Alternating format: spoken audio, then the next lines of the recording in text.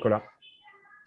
Merci beaucoup Cyril. Donc, j'aimerais encore une fois remercier l'association French Healthcare et le SNITEM de nous donner l'opportunité de promouvoir le Costa Rica et donc toutes les opportunités qui ont à voir avec le secteur médical et donc les dispositifs médicaux dans le pays. Je vais vous faire une petite présentation des trois experts qui vont donc vous présenter chaque axe dans ce webinaire. Nous avons donc deux avocats certifiés à la Chambre et certifiés par l'ambassade de France, David Solano et Lucia Quesada.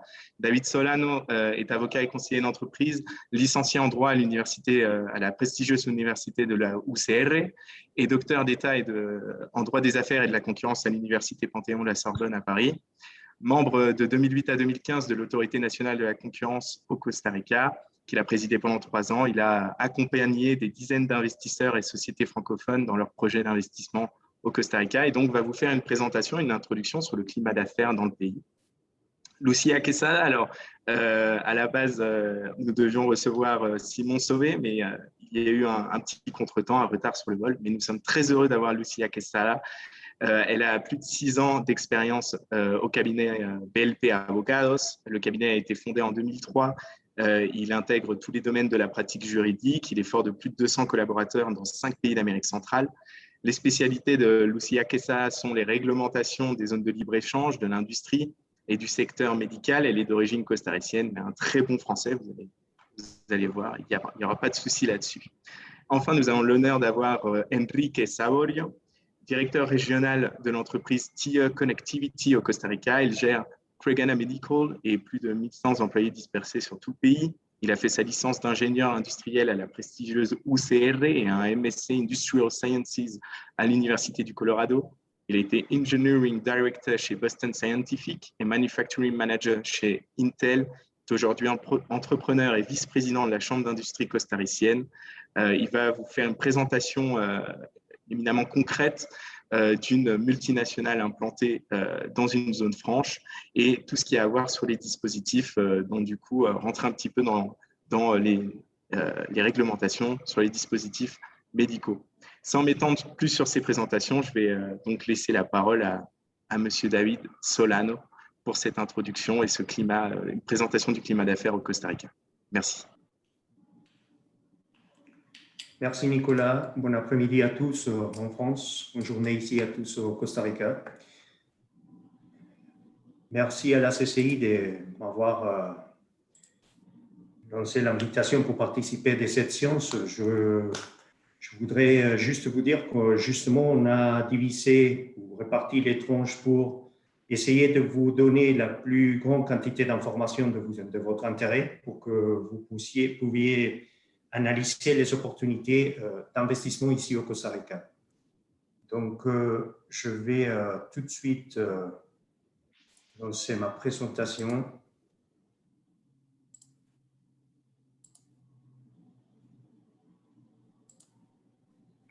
Vous l'avez tous? D'accord. Donc, mon intérêt, c'est de vous présenter en général le climat d'investissement. Après, on va avoir une présentation beaucoup plus précise par rapport au secteur médical de la part d'Enrique. Et le cabinet BLP va vous donner des informations par rapport aux avantages des zones franches. Donc, tout d'abord, pourquoi le Costa Rica? Quelles sont les opportunités qui offre ce petit pays localisé en Amérique centrale? Pourquoi penser au Costa Rica? Eh bien, il y a 4 piliers. Tout d'abord, un État démocratique, il faut savoir, un peu d'histoire en quelques secondes. Le Costa Rica, justement en 2021, va célébrer 200 ans de la création de la République au Costa Rica. Ça fait 70 ans qu'on a des élections tous les 4 ans qui ont été reconnues par la communauté internationale. Et ça fait aussi plus de 60 ans qu'on a aboli l'armée. Donc, c'est un pays qui a pari depuis longtemps à l'éducation et donc à l'attraction de l'investissement, surtout dans les tout derniers 25 ans. Une stabilité politique qui se traduit bien évidemment aussi dans une stabilité juridique. Pour votre intérêt, il faut savoir que le Costa Rica, même si on est plus proche des États-Unis, Le droit costaricien, c'est un droit latin, un droit qui s'inspire, par exemple, le Code civil s'inspire du Code Napoléon, un droit qui est beaucoup plus proche du droit français qui est du common law des États-Unis. Une politique, je vous dis, favorable aux investisseurs, surtout, on va le voir dans quelques chiffres dans quelques instants, et bien évidemment une position géographique et stratégique. Un pays qui est au milieu, en contact avec l'Amérique du Sud, l'Amérique du Nord, qui comprend le Mexique, le Canada et les États-Unis à proximité, et qui s'élance, qui a accès direct aux Caraïbes et à l'océan Pacifique. Donc, pourquoi est-ce que c'est un pays qui profite des opportunités, qui lance des opportunités aux investisseurs étrangers? Donc, je vous expliquais tout d'abord le climat d'affaires sur la base d'un contexte, d'un milieu d'instabilité politique et juridique. Ça, c'est très important, surtout si vous regardez l'histoire récente en Amérique latine ou d'autres pays. Le Costa Rica est loin de cette malheureuse réalité politique d'autres nations proches. Le système de l'éducation est parmi les meilleurs de la région, et là, je parle de l'Amérique latine en gros. Cela permet la création de meilleurs emplois pour développer l'indice de développement humain, et justement, ce que vous intéresse, c'est donc de profiter d'une main-d'œuvre qualifiée et bilingue. Que ce soit en anglais, en français ou en portugais, vous allez trouver des gens qui parlent très bien la langue, qui maîtrisent très bien. Il y a un lycée français reconnu par l'Agence de l'enseignement français ici à San José. Et en plus, il y a un programme de la francophonie qui s'installe depuis longtemps et qui permet donc la formation des cadres supérieurs en langue française. Une solide infrastructure, 99% de la production de l'énergie provient des sources renouvelables. C'est bien connu que le Costa Rica profite d'une reconnaissance mondiale au sujet de l'environnement. Au niveau juridique, vous pouvez profiter d'un régime d'épuisement international des droits de propriété intellectuelle, ce qui veut dire que si jamais vous avez besoin d'acquérir des matières primes, vous pouvez profiter des importations parallèles et donc aller chercher au marché international le meilleur prix et donc profiter de cette procédure d'importation parallèle. À partir des années 90, la diversification des exportations. Donc, auparavant, c'était un pays qui pariait de la totalité de son économie au tourisme, à l'exportation des produits comme le café, que probablement vous avez déjà goûté, ou encore des produits agricoles comme la banane, l'ananas, etc. À partir des années 90, on a surtout, à partir de 1995, diversifié pour essayer d'attirer des entreprises de biens et de services de très haute valeur ajoutée. Donc, parmi eux, la première ou la plus reconnue, c'est Intel, qui a décidé de s'installer au Costa Rica depuis le milieu de 2090. Bien évidemment, Intel, c'est un sujet de connaissance, mais il y a pas mal d'entreprises, plus de 400 multinationales qui se sont installées, surtout quelques-unes très, très importantes au niveau du secteur médical. Le régime fiscal est basé sur le principe de la territorialité, c'est ce qui est très important au niveau fiscal. La création d'organismes pour guider les investissements étrangers, vous allez voir, il y a une agence nationale qui est très reconnue et qui a reçu même un prix international. Et donc, après, vous allez voir la création des privilèges fiscaux réservés aux investisseurs, plusieurs 100 franches. Et donc, après, on va se pencher sur ce sujet. Ma collègue va analyser ce sujet. Donc, pourquoi le Costa Rica est un pays attractif? Ça fait 40 ans d'expérience et on fait une exception régionale. Regardez par exemple cette chiffre, 69% du PIB du pays, les services à haute valeur ajoutée correspondent à 69% du PIB, ou sont équivalents à 69% du PIB du pays. Donc encore un capital humain de bonne qualité qui coûte beaucoup moins cher par rapport à l'Europe. Le Costa Rica est le premier destinataire des investissements directs étrangers vers l'Amérique centrale. On va évidemment laisser dehors le Panama par des raisons connues par tous. le Costa Rica est une plateforme, c'est un sujet très important. Un tiers de la population mondiale et 2 tiers du PIB global qui peut être accédé à partir du Costa Rica. 87% des exportations sont couvertes par les traités de libre-échange et justement, ça explique les facteurs qui résultent d'une volonté expresse et stable de pouvoir public de promouvoir une politique favorable aux investissements étrangers en leur accordant aux investisseurs de nombreux privilèges juridiques ou fiscaux. Donc ici, vous avez par exemple la carte globale, le Costa Rica juste au milieu, donc qui profite de plusieurs traités ou engagements d'ouverture commerciale. Les principaux, vous pouvez le voir au nord avec l'accord de libre-échange entre l'Amérique centrale, la République dominicaine et les États-Unis depuis 2009. L'accord de libre-échange entre le Mexique et l'Amérique centrale, l'accord de commerce avec la Chine, avec le Singapour, avec le Pérou. On est un membre observateur de l'Alliance Pacifique qui joint l'Amérique latine et quelques pays de l'Asie, qui est toujours en cours de négociation et qu'il faut peut-être attendre un nouveau gouvernement pour connaître si on va arriver ou aboutir à l'adhésion à l'Alliance du Pacifique, qui est toujours en cours d'examen.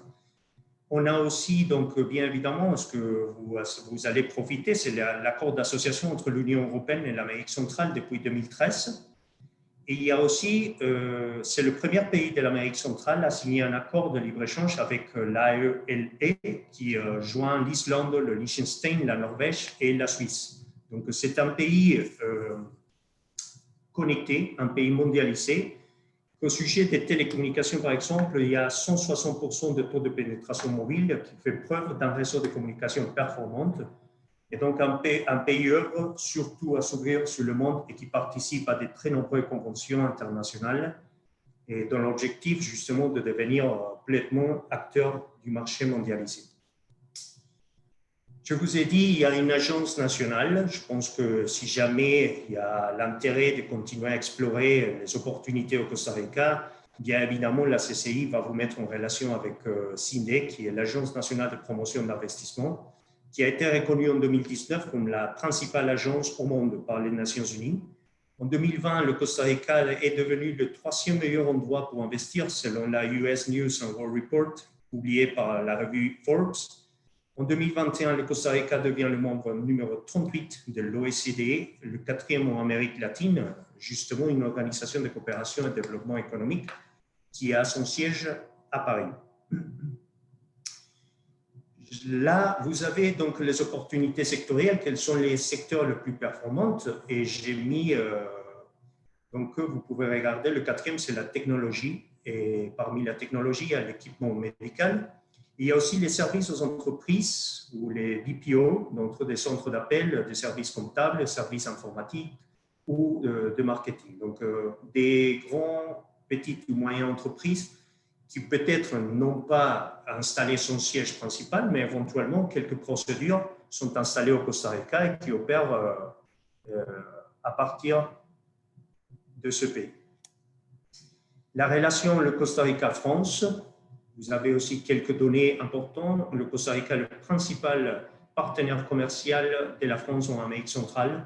30% des filiales françaises d'Amérique centrale sont basées au Costa Rica. Je pense que ce pourcentage commence à croître de manière importante. On est le premier fournisseur de la France en Amérique centrale, le 2e client de la France en Amérique centrale, après le Guatemala qui fait 5 fois la population, donc un niveau de consommation beaucoup plus importante, et le premier marché centra-américain au niveau de la présence française. Vous pouvez voir à la droite où est-ce que les Français ils investissent. Bien évidemment, le premier, c'est l'immobilier, mais si vous regardez le 2 et le 3, ce sont des services aux entreprises et l'industrie qui fait 43%. Donc, c'est le même pourcentage par rapport à l'immobilier. Là, je pense que Enrique Saborio, il est mieux placé que moi pour vous expliquer la réalité du marché médical. Mais je voudrais juste faire le point sur quelques pourcentages pour que vous soyez conscient de l'intérêt, l'importance de votre secteur, de votre industrie au niveau de l'économie costaricienne et quelles sont vos opportunités. Déjà, il faut savoir que les exportations des produits médicaux en Amérique centrale correspondent à presque 13% de la totalité des exportations. Ça fait environ et 4% du PIB de la région. Ici, ce graphique, c'est très important pour que vous sachiez que quand je parle de la région d'Amérique centrale, il faut savoir que le Costa Rica fait 80% des exportations en 2019 pour la région. Donc, en fait, l'Amérique centrale, c'est 80%, le Costa Rica, 20% pour le reste. Et encore, je vous ai dit que ça fait 25 ans que le Costa Rica parie dans ce modèle d'attraction d'investissement étrangers. Vous pouvez voir qu'en 1995, le Costa Rica faisait uniquement 26%. Actuellement, on fait 80% des exportations des produits médicaux. Et j'ai laissé ces données, bien évidemment, parce que c'est une étude du secrétaire d'intégration économique de l'Amérique centrale. C'est en espagnol, comme ça vous pouvez commencer à pratiquer votre espagnol. Mais en fait, juste pour savoir qu'effectivement, il y a quelque chose qui devient de plus en plus important au Costa Rica pour attirer les opportunités des investissements étrangers. Et donc, ça touche fortement les produits médicaux. Selon les différents partenaires commerciaux, où est-ce que sont les exportations, où est-ce qu'ils vont les exportations à partir du Costa Rica? Bien évidemment, le marché américain concentre le 47%, mais regardez que entre l'Union européenne fait 16%, et ça a aussi fait une croissance importante. Et au niveau des exportations en millions de dollars, ce qui est très important par rapport au tableau à droite, c'est que les dispositifs et l'équipement fait 74% des exportations. Donc, on ne parle pas surtout des médicaments ou des produits de protection personnelle, c'est surtout l'équipement et les dispositifs médicaux qui font l'intérêt. Il y a l'exportation d'équipements médicaux, donc pour faire la distinction entre l'équipement et les dispositifs. Encore une fois, vous pouvez regarder où est-ce qu'ils vont les exportations. Là, c'est très important la présence du Benelux qui fait environ 18%, donc la Belgique, Luxembourg, la Hollande, presque 18 ou 19% pour l'équipement et les dispositifs. Bien évidemment, les États-Unis restent le plus important. La balance commerciale du Costa Rica fait preuve qu'effectivement, il y a la présence des compagnies qui se sont installées au niveau surtout des dispositifs et d'équipements médicaux. Et donc, vous pouvez regarder, c'est bien évidemment, le Costa Rica ne consomme pas trop, mais à partir de ce territoire, on produit beaucoup et on exporte beaucoup. Donc, je ne voudrais pas prendre beaucoup de temps, c'est une science limitée, mais juste, je voudrais, on va se pencher sur les avantages de la zone franche et le secteur médical à continuation. Je voulais juste attirer votre attention et vous insister sur le fait que ce n'est pas par hasard que le Costa Rica attire de plus en plus de compagnies qui touchent des géants de la technologie, qui touchent de plus en plus le secteur médical, qui touchent de plus en plus l'industrie française aussi. Et ce n'est pas par hasard, vous pouvez le regarder dans les chiffres qu'on a présentés, c'est justement à cause d'un climat d'investissement qui profite d'une stabilité politique, d'une stabilité juridique, d'une position géographique privilégiée, et bien évidemment des avantages non seulement internes à partir des zones franches, mais aussi des avantages à partir de la formalisation des accords internationaux de commerce qui rend beaucoup plus intéressant le Costa Rica pour un point de départ. Et je reste à votre entière disposition, que ce soit pour des questions concernant le climat d'investissement ou l'implantation d'une entreprise au Costa Rica, vous avez là mon adresse email. Mais en tout cas, je pense que si jamais il y a des questions qui ont affaire à un sujet spécifique, bien évidemment, avec la CCI, on pourra organiser d'autres séminaires ou d'autres sens pour vous aider dans cette analyse des opportunités au marché costaricien. Donc, encore, merci. Merci beaucoup, Monsieur Solano. Maintenant, je vais laisser la parole à Madame Kessa qui va vous présenter les avantages concurrentiels et compétitifs des zones franches.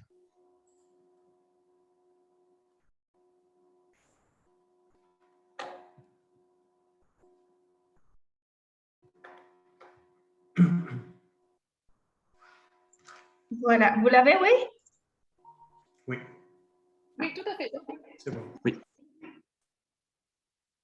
Je suis en train de le faire un peu plus grande, mais voilà. OK. Alors, moi, je suis Cheikh Sada et bon, comme Nicolas a dit, je travaille au cabinet du BLP et dans un département spécifiquement pour les 5 franches. Alors, je vais vous parler un peu du généralité, comme les catégories des entreprises, les conditions, comme ils fonctionnent un peu et les bénéfices. Alors, en général, le Costa Rica est le siège de 88 entreprises mondiales productrices et exportatrices de dispositifs médicaux, dont 6 parmi le top 20. Les dispositifs médicaux représentent au Costa Rica plus d'un quart des exportations totales et 53,9% des exportations réalisées au sein de zone franche. Ça comprend la distribution, stérilisation, l'assemblage, les ingénieries, recherche et développement et des achats. Le montant d'exportation de dispositifs médicaux en 2020, c'était 4 milliards de dollars américains, en forte hausse depuis 5 ans. Plus de 8% versus 2009 et plus de 40% versus 2007. Ça, de 2017, pardon, ça c'est le Procommerce qui c'est la promoteur du commerce extérieur et c'est aussi la compagnie qui fait la fiscalisation des entreprises de zone franche en Costa Rica. Alors, quelques exemples des entreprises installées en Costa Rica de dispositifs médicaux, c'est Align, originalement des États-Unis, Abbott, Boston Scientific, ICU Medical, Philips, Establishment Labs, Roche, qui c'est de la Suisse, AstraZeneca, Bayer en Allemagne, Procter & Gamble et Merck des États-Unis aussi. Alors, il y a aussi des projets qui objectifs sont de dynamiser et réunir les secteurs. Par exemple, le Centre de recherche et développement qui travaille pour l'innovation sur les secteurs biomatériaux et le Centre d'innovation médicale du Costa Rica, le CCMI. Alors, quelques avantages accordés sont par exemple exonération à 100% sur les impôts et taxes suivantes. Le droit de douane sur les exportations et les importations, taxe sur la retenue des redevances, honoraires et dividendes, sur la valeur ajoutée sur l'achat local de biens ou services, sur le transfert de propriété qui c'est pour 10 ans, le taxe municipale aussi pour 10 ans et l'impôt sur les sociétés dans une période initiale. Alors, il y a une différence selon la localisation des entreprises. Alors, quand l'entreprise est localisée dans la grande région métropolitaine, la GAM, les sociétés commerciales d'exportation et de transformation de la catégorie méga projet qu'on va expliquer après, et les entreprises de services ont des exonérations de 100% pendant 8 ans, celles qui sont dans la grande région métropolitaine. Alors, ces mêmes entreprises qui sont dehors ont l'exonération de 100% pendant 12 ans. Et puis, les entreprises de transformation qui sont considérées comme méga projets dans la gamme ont 6% d'impôt sur les sociétés pendant 8 ans. Et puis, ces mêmes qui sont dehors, ça c'est un peu décalé. Alors, vous voyez, c'est 0% pour les 6 premières années, 5% pour les 6 années suivantes et 15% pour les 6 dernières années. Le principal entreprise qui peuvent solliciter le régime, ce sont les sociétés de services, ce sont celles qui fournissent des services qui répondent à l'indice d'éligibilité stratégique des sociétés de services. Ça, c'est un indice créé par le gouvernement en Costa Rica pour faire un peu la limitation parce que d'abord, les sociétés de services ne pouvaient pas vendre au marché local. Alors, quand la restriction ça a été éliminée, ils ont créé ces paramètres pour faire un peu de limitation. Les sociétés commerciales d'exportation sont non productrices qui manipulent, réconditionnent ou redistribuent des biens et produits non traditionnels pour l'exportation ou la réexportation. Ces entreprises ne peuvent pas vendre sur le marché local. Et les entreprises de conditionnement dans des secteurs stratégiques ou entreprises situées dehors de la grande région métropolitaine, celles qui produisent, transforment ou assemblent pour l'exportation ou la réexportation. Alors, quelles sont les conditions que le gouvernement établisse? Alors, il y a un montant minimum d'investissement initial et ça fonctionne, d'accord, de l'implantation géographique. Alors, aussi, dans la gamme, à l'intérieur, si vous êtes à l'intérieur de parcs industriels, vous avez un montant minimum d'investissement initial de 150 000 dollars américains et à l'extérieur, 2 millions. Si vous êtes hors de la gamme, à l'intérieur du parc industriel, c'est 100 000 dollars et à l'extérieur, 500 000. C'est important que les sociétés doivent fournir à Procomer une garantie de bonne exécution pour un montant minimum de 5 000 dollars américains. Et il y a aussi un paiement mensuel des contributions légales obligatoires pour utiliser le régime. Et ce montant est déterminé en fonction du pourcentage de ventes. Ça applique, par exemple, pour les sociétés de services ou du total de mètres carrés pour les sociétés productrices et avec un minimum de 200 dollars. Les entreprises de conditionnement sont éligibles à la catégorie appelée mégaprojet. Ça, c'est une différente catégorie qui représente des avantages fiscaux supplémentaires avec certaines conditions. Par exemple, un total d'investissement dans les pays d'au moins 10 millions de dollars en actifs fixes, soumis à amortissement et faisant l'objet d'un plan d'investissement sur 8 ans. Et puis, 100 employés permanents déclarés à partir de la première journée d'opération dans le pays.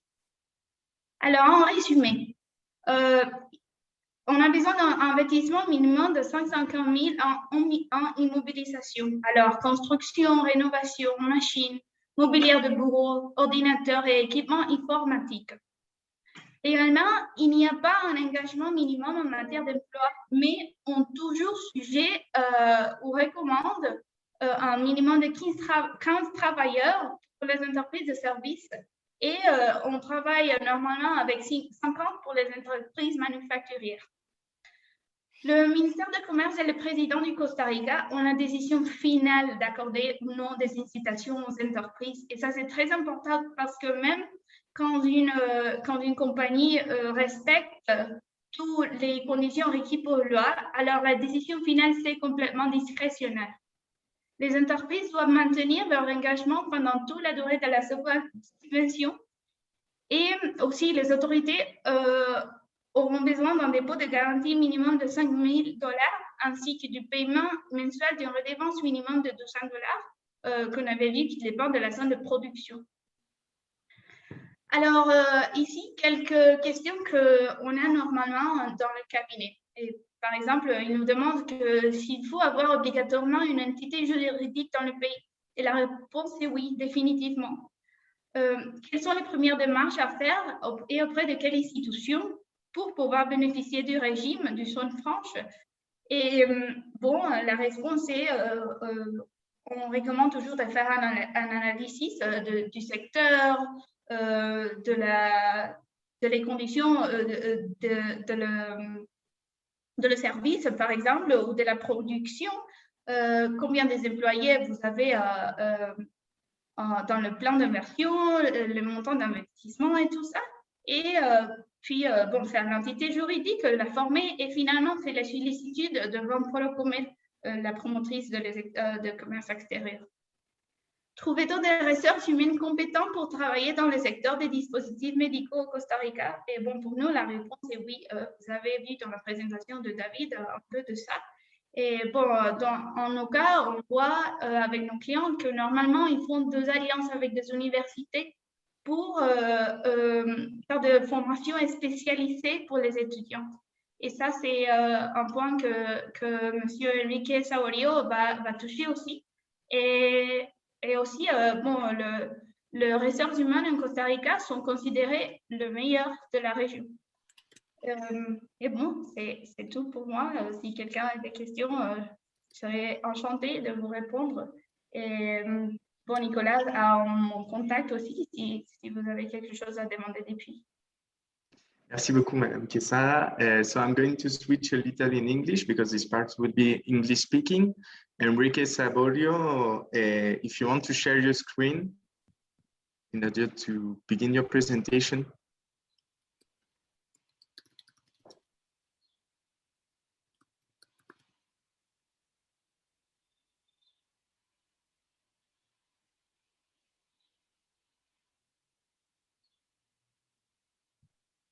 And you have your microphone off also.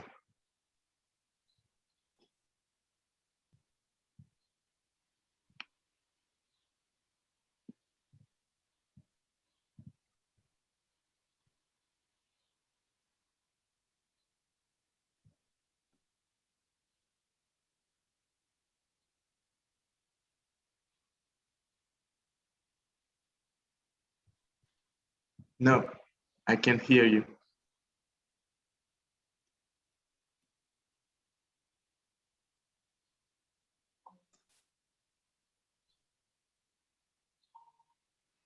Can you hear me now? Yep. Yes. Okay, okay. Can you see my screen? No. Okay, I am having technical problems. Let me see. Share my screen.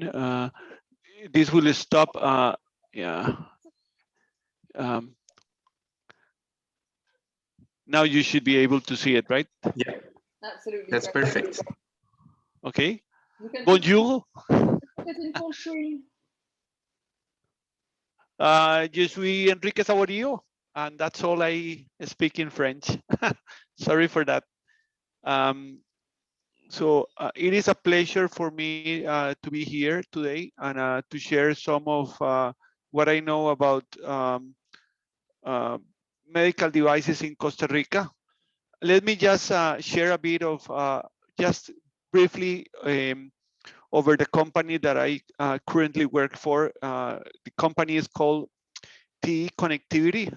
TE Connectivity is a very large corporation, and within TE Connectivity there is a business unit, a division that is called Creganna Medical or TE Medical.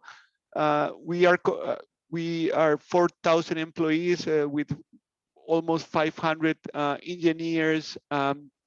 We treat our products treats 120 patients a minute around the world, and we have around 1,500 customers. Our customers are pretty much what Lucia was sharing us in terms of Boston Scientific, Abbott, Medtronic, etc.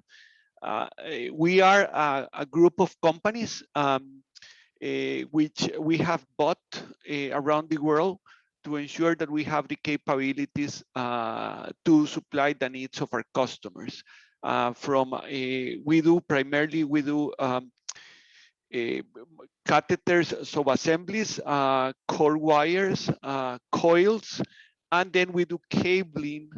This cabling is primarily for equipment, capital equipment, X-ray equipment, or ultrasound equipment that is used by physicians on the hospitals.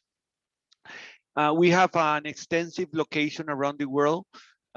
We have a large operation here in Costa Rica, but we also have operations in North America, in Europe, where our headquarters are in Galway, Ireland, and then we have operations in Asia.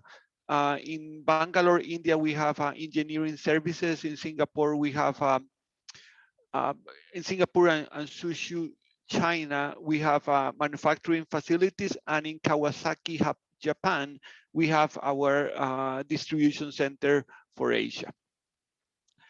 I'm gonna try not to be repetitive to what was shared before, but there is an important value proposition for Costa Rica, and I'm going to try to customize to the audience, the needs of the audience.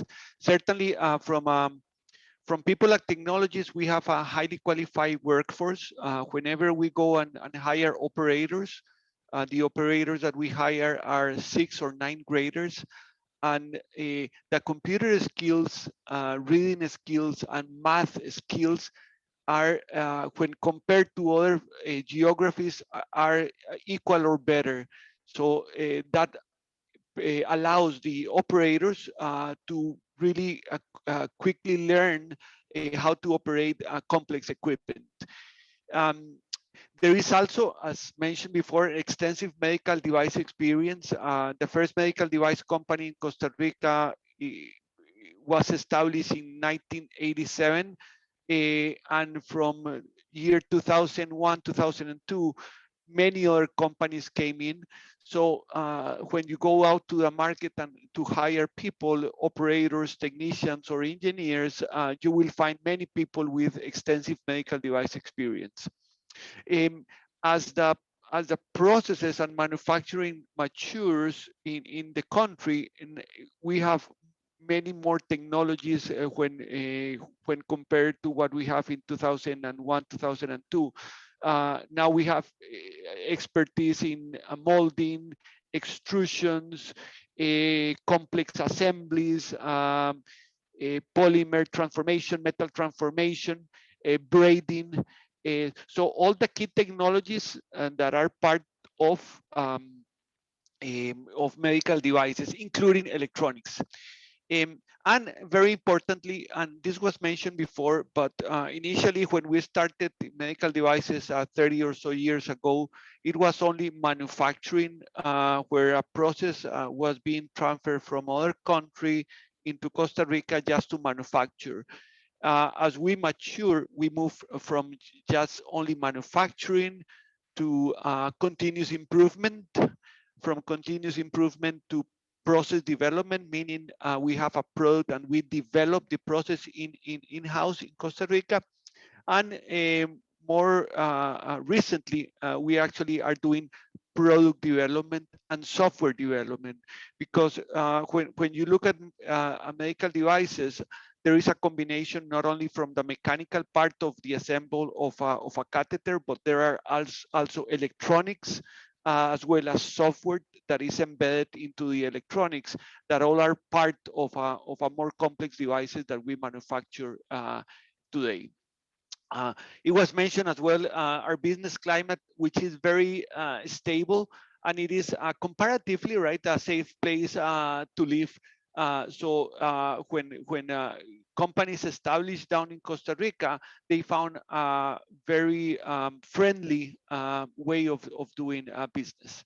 In terms of cost, it is important to mention, certainly there are lower costs when you operate in the Central American region. When you operate in Costa Rica, you will find competitive cost, not the lowest cost, but competitive cost. With that competitive cost, which is comparatively a bit higher than geographies or countries that are in the vicinity, you will also get more knowledge, you will also get more experience. And that's where the productivity drive, it actually pays off and offsets the competitive cost that might be higher, right? In other words, when you bring processes down to our country, they not only are done better, faster, but they are continuously improved. So that offsets some cost differences with other countries in the region. It was mentioned before as well that we operate under a free trade zone, and that has multiple benefits, as mentioned before. And importantly is that we participate, or we actually created just a year or so ago a medical cluster. In this medical cluster, all the companies that not only manufacture medical devices, finished goods, but also those who supply the device, the finished device manufacturers. We participate on those. So it is very, very active and productive cluster in which lots of interaction happen between suppliers, customers, and there is a lot of engagement, participation, and collaboration between the different parties. So that's a very positive and effective way into creating the network and interacting with the network of companies that operate in Costa Rica. Now, important to mention that this cluster was a sponsor, and it is a sponsor by CINDE. CINDE, as mentioned before, is the foreign investment attraction agency. So all of us, all the medical cluster participants or members actually have a very close relationship with CINDE at the same time. So this is one really important benefit if you think of bringing a part of your business into Costa Rica and supply the companies in Costa Rica. Once you actually become a part of this medical cluster, then you have a direct contact and direct interaction with pretty much all the customers, all the participants into this cluster. In terms of location, as mentioned before, there is one thing that is important that I don't think it was mentioned before, but in the case of TE Medical or Creganna Medical, our case, the majority of our customers are located in Costa Rica. So our exports, our shipments actually are 20-30 minutes away, at the most 1 hour away from our dock. So that facilitates the actual interactions, the actual transactions between companies very much. Certainly we have to go through customs because these are free trade zones, but that doesn't imply that there is a added complexity, but just rules that we need to follow. So very efficient and very well set up environment in which we interact. As mentioned before, there is a great benefit of actually being able to having so much free trade agreement with many geographies, so much that we have been able to attract businesses from other countries just by the fact that we can export free of any royalties or any taxes to other countries. And certainly the logistics are pretty effective.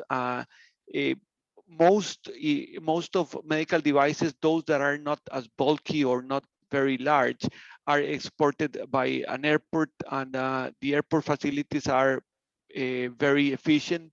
And also there is a new port in the Caribbean by the international company APM. And so we certainly have a really good path into incoming and outgoing of raw materials and finished goods through that port. Let me just go to the next one. This is what I was mentioning before in terms of the participation of the big names in the medical device industry. Pretty much the top ones are located in Costa Rica. There is a few that you might not be seeing there, but the top ones are located in Costa Rica. And contrary to what you think, the actual effect of COVID-19 has been somehow positive to the operations in Costa Rica, because actually most of the companies has taken this time to actually increase the size of the operations, increase the footprint of the operations in Costa Rica. So most of the companies that are listed here, these are the OEMs or the finished good device manufacturers, has significantly increased their size in the last 18 months in Costa Rica. And the actual exports, and this is, I just pasted this here, for the same period of year 20 to 21, the comparison, we exported in Costa Rica just in medical devices 32% more when compared to last year, and this is at the end of May of this year. So quite positive. In terms of the availability of resources from technical schools, these are the number of graduates per year. And when we talk about technical high schools, these are electricians, electromechanical technicians, graphic designs, electronics, and other technical degrees that are provided into actual industry. So we have so much that we have not seen a limitation in the number of technicians that we need to hire when we grow. And I am talking from my experience, not only in this company, but in the previous company that I worked, we never experienced a shortage of technical graduates. Similarly, from universities, the number of graduates year over year is very large, and we don't get to see a shortage of resources. And the combination of the resources in science, technology, engineering, and math is keeping very healthy, with around 14,000 graduates a year for 2019. And this is very important, because what we do here in the medical device industry is actually a symbol of technology. So we certainly need engineers from all branches in order to enable our operations to run. Now, let me just spend a few minutes here. This might be seen as a busy slide, but I think this is going to be of very useful for the audience. And these are the companies, the main companies or suppliers that are located in Costa Rica. Although this might be a bit old, 2016, this is a good representation of the ecosystem of suppliers, or the list of suppliers that we will have in Costa Rica. So we have from contract manufacturing services, and this contract manufacturing services is similar to what the company I work for is, which is that we sub-assemble or do sub-assemblies of products and sell those sub-assemblies to the finished good companies, to the OEMs, to the Boston Scientifics, to the Abbott, the Medtronic, etc. So we provide this type of services. There are also electronic manufacturing services, primarily for PC board assemblies, cable assemblies with harnesses, and several other semiconductor components. Not the full PC, not the full printed board, but the components of a printed board that in many cases are used on highly complex electronic-based medical devices. In terms of precision tooling and machining, there are many. There's not many, but several high-end suppliers that in medical device industry, this is very important, because accuracy and tolerance of the parts that we use, especially on plastic molded parts or extruder parts is quite important. So there is a big market for tool shop, for CNC machining, Swiss machining, grinding, stamping, etc. as well. Sterilization, we have the big brands of sterilization here. So all the big suppliers around the world are here. There are 3 large enough facilities to supply the market. Basically, what they supply is the OEMs. Once the product is finished, the product is sterilized in Costa Rica and then shipped to the distribution centers around the world.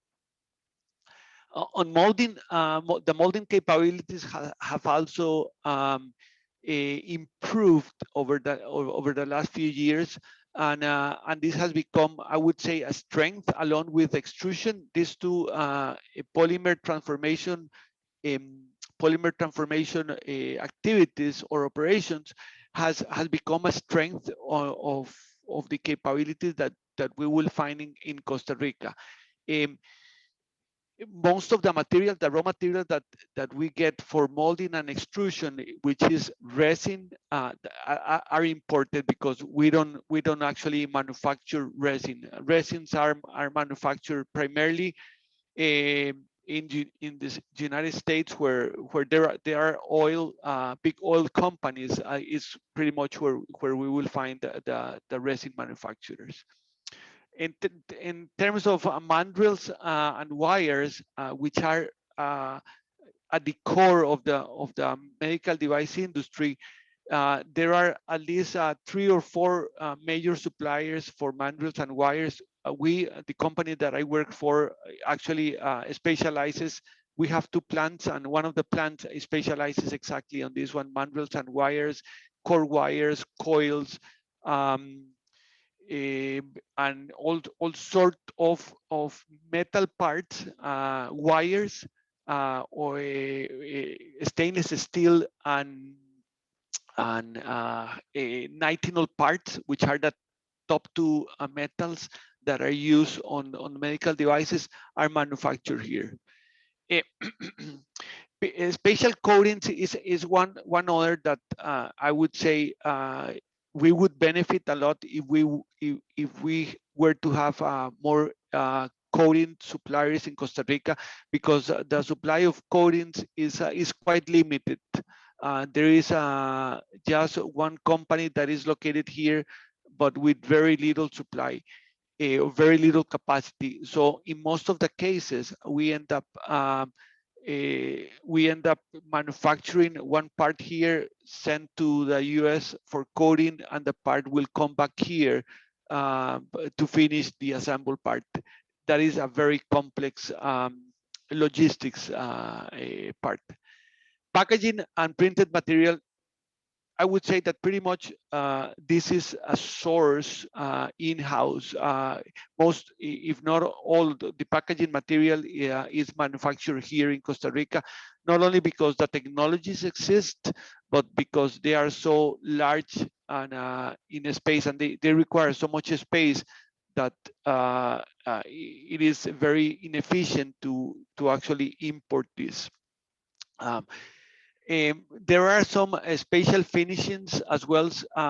When we talk about finishing, we always talk about chemicals, and chemicals is always, I would say, complex to get approvals from the Ministry of Health. That can be done, right? But there are some special finishes that require chemicals that might not be locally approved. Is so much that in some cases we end up shipping this to the US for some sort of coatings. Now, most of these, except for the packaging material, most of these are part of what we call the BOM, or Bill of Materials. What all this product, all these parts will become part of the final product. There are many other services and products that will not be part of the product, that are called consumables, or parts that are used but will not be part of the finished good, such as the clean room services and supplies. most of the products that are assembled on a clean room. And when you operate on a clean room, you need gloves, gowns, hairnets, shoe covers, and other things depending on the classification of your clean room. So there are many materials that are required to operate in a clean room. In most cases, there are supply in here, but there is also an important market or important portion of this that needs to be imported. And then other supporting services that are related to calibration, microbiology, or even engineering and training, and that is done here. So I wanted to elaborate a bit on this one because this is the type of, when you think of a supplying medical device industry, you will most likely will fit on either one of these categories of product or services. Now, what is it that we require our suppliers to actually be certified on, right?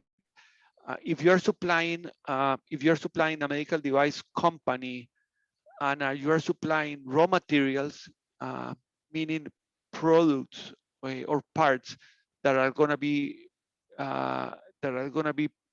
part of your finished good device, most likely in most cases you would need to be ISO 13485 registered, meaning that you have to have ISO medical device directive certification in place. Just because the fact that that part that is supply will be part of your finished good or the semi-finished good that you're assembling. Other certifications like ISO 9001 or 14, which is the environmental certification, etc. All these are good to have actually, but certainly I would say that the most important certification that you need if you're gonna supply the local cluster, right, of medical devices, or even outside of the medical or outside of Costa Rica medical device, is the ISO 13485, which is again the medical directive for medical devices. So with that, I finish my part of the presentation. Hopefully it has been of value add for everybody, and I'm here as well to actually detail any of the topics that I went over. Thank you so much, Senior Savorio. I think it has been like crystal clear. Du coup, je pense qu'on a fini pile à l'heure. Donc, si vous avez des questions, n'hésitez pas pour nos intervenants.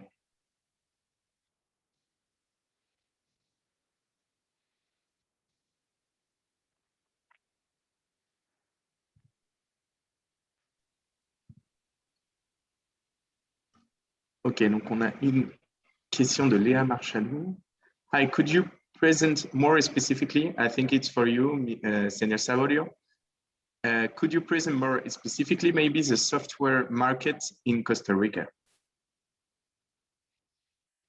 Yeah, when we talk about the software market in Costa Rica, there is the market for medical devices, software market for medical devices, and then there is the software market for everything else, right? I know that there are many companies in Costa Rica outside of the medical device industry that are doing and writing software. I wouldn't be able to speak to that because that is not where my expertise is, right? However, from a medical device standpoint, there are areas where in Costa Rica there are companies that are developing software for, let me put the example of neuromodulation. Neuromodulation is a branch of medicine in which by by electronic impulses on a device that is actually resident in the anatomy of the patient. It will be electronically controlled to provide support and to the individual. In these cases, there is an important software component of the medical device that is actually being developed here. I know the case of 2 companies that are doing that type of software development for that type of medical devices.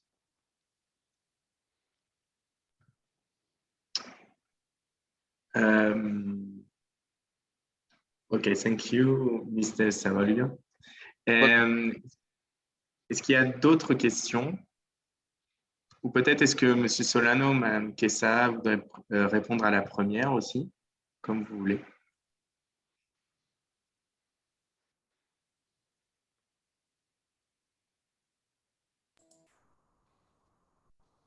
Je ne sais pas, Lucia, s'il a quelque chose à dire. Franchement, je ne me sens pas à l'aise, ça ne fait pas partie de mon expertise non plus. Mais c'est vrai que l'industrie en général, et ce qu'on trouve facilement ici, c'est l'enchaînement des procédures et donc le rapprochement d'une industrie avec d'autres. Donc, la possibilité de trouver des fournisseurs et des clients qui puissent maîtriser les différentes procédures pour la production. Donc, l'enchaînement fait partie des advice, donc de l'assistance que le gouvernement et l'Agence nationale, donc CINDE, cherchent à établir pour faciliter les tranches et l'installation des compagnies ici au Costa Rica. Dans mon cas, bon, le software industry en Costa Rica, la majorité de nos clients sont plutôt des catégories de services, mais dans des softwares, pas des dispositifs médicaux. Quand même, ça applique tout ce que j'avais avant expliqué sur le secteur de services. Alors, l'indice d'éligibilité stratégique et puis les niveaux d'investissement et tout ça. Alors, mais oui, mais bien sûr, on a des compagnies qui font le développement de software même pour le marché local et pour les exportations de services. Donc voilà, je pense que vous avez eu une réponse assez large. S'il y a d'autres questions, n'hésitez pas. Vous pouvez même allumer le micro et la dire directement, comme vous voulez.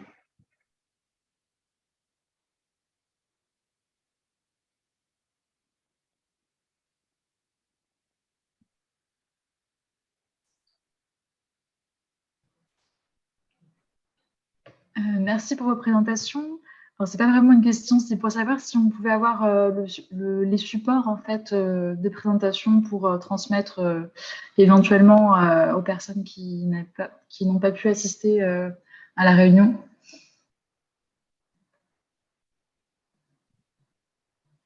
Oui, bien sûr.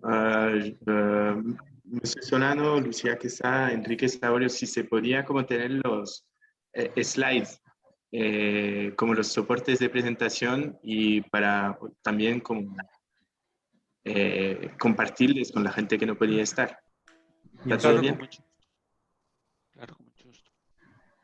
Merci. D'accord, on les transmettra sur l'extranet du SNITEM. Donc, si vous pouvez nous les envoyer, je pense à Elisabeth et moi, on fera suivre à tous les inscrits les supports. Pas de souci. Merci beaucoup.